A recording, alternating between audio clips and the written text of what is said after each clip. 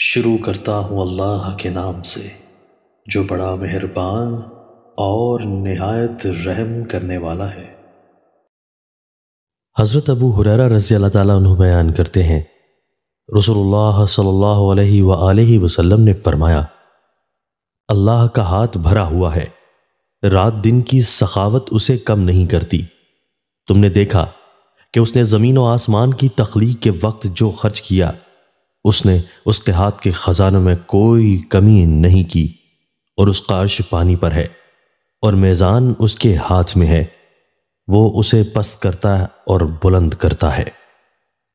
حضرت ابو ہریرہ رضی اللہ تعالیٰ عنہ بیان کرتے ہیں، رسول اللہ صلی اللہ علیہ وآلہ وسلم نے فرمایا، ہر پیدا ہونے والا بچہ فطرت اسلام پر پیدا کیا جاتا ہے، پس اس کے والدین اسے یہودی بنا دیتے ہیں، یا اسے نصرانی بنا دیتے ہیں، یا اسے مجوسی بنا دیتے ہیں۔ جیسے جانور صحیح سالم جانور کو جنم دیتا ہے، کیا تم اس میں سے کسی کا کان کٹا ہوا محسوس کرتے ہو؟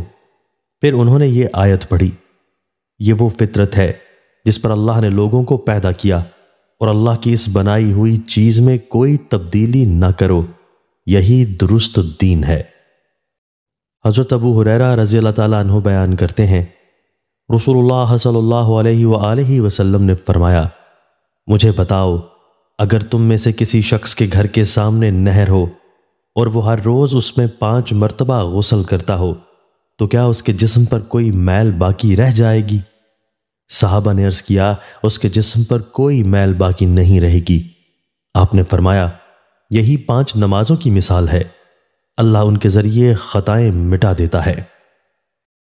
دوستو، اللہ تعالی ہمیں ان احادیث مبارکہ پر عمل کرنے اور اپنی زندگیوں کو سنوارنے کی توفیق عطا فرمائے۔